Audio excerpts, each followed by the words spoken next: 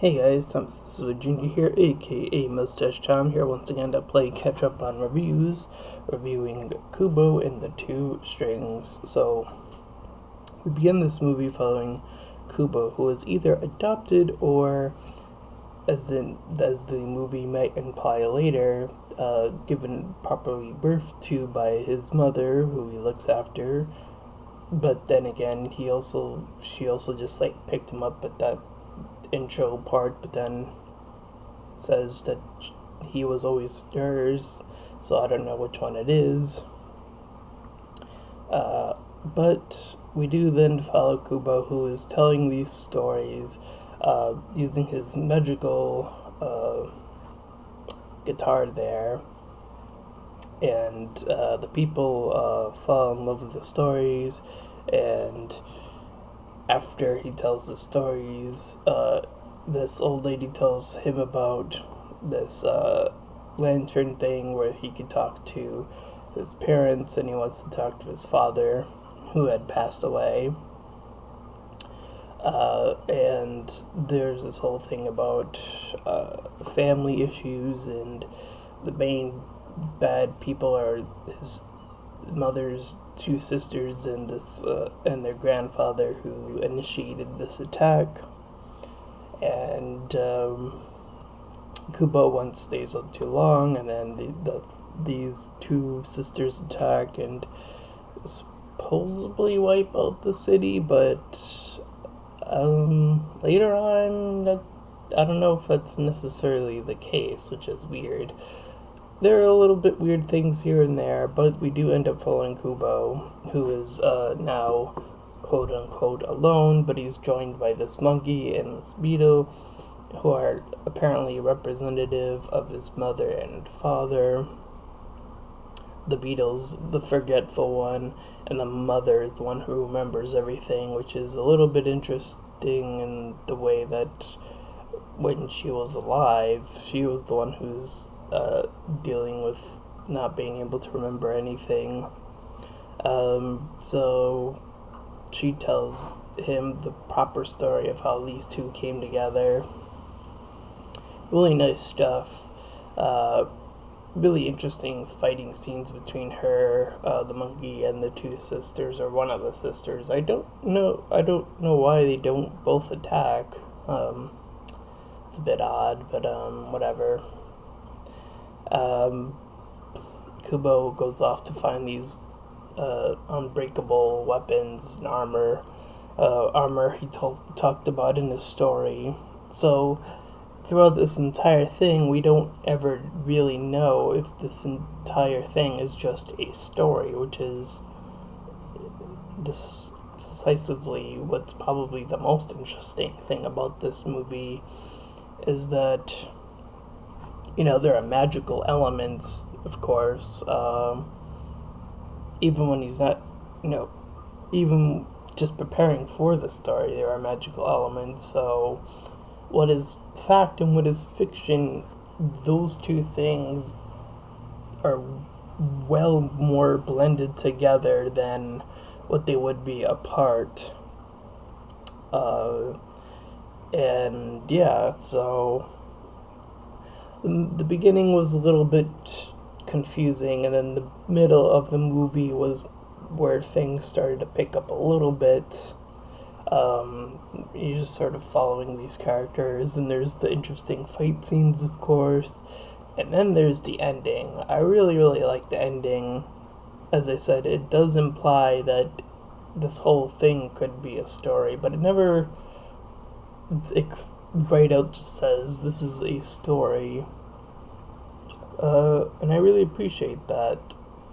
I do think that this movie does have its issues, like I said in the beginning, but I think that it finds itself, which is a bit different from the normal, um, what I'm normally seeing in movies, where most of the case it's usually the opposite, where it's like the beginning is the strongest part, and then things usually kind of tumble apart.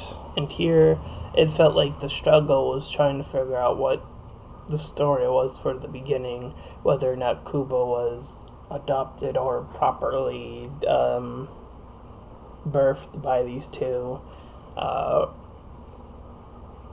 but regardless of whichever one that is, I still feel like the end result of that is still the same. It still has the same impact because he still cares about his parents regardless of whether or not he was adopted or not.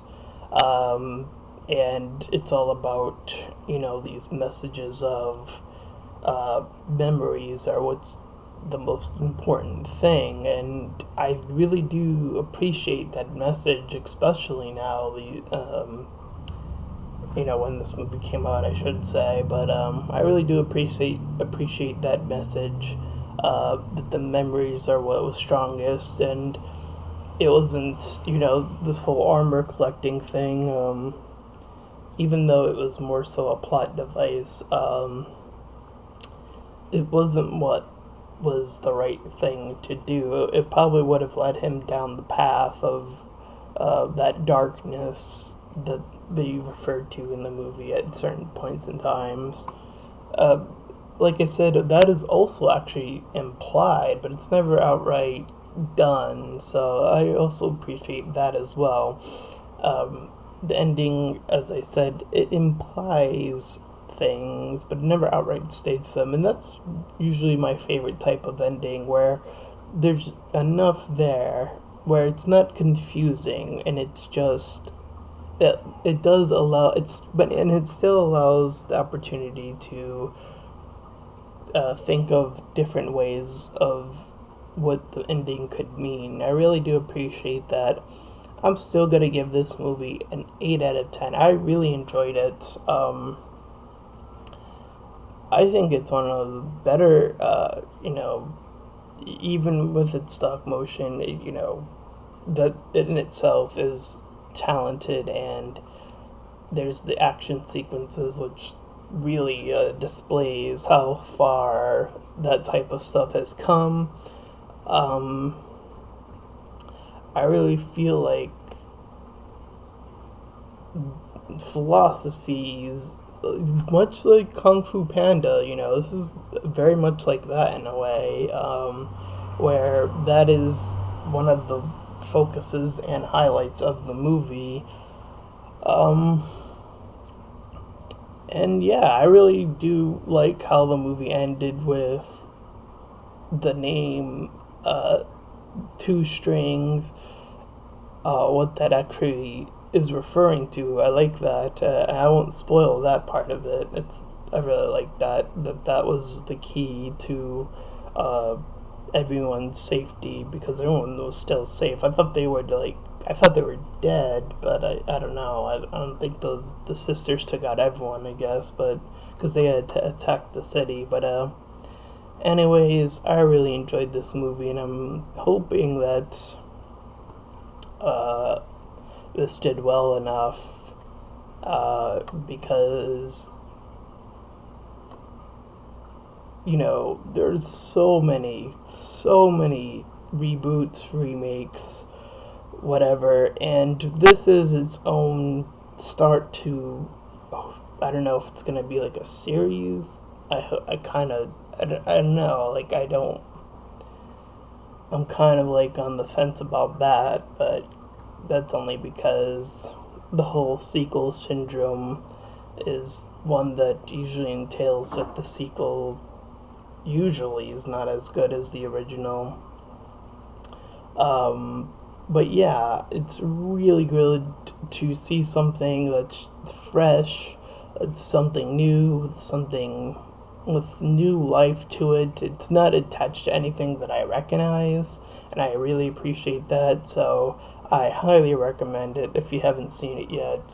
And I'm Thomas Cecily Jr., aka Mustached Tom, and I'll see you guys next time.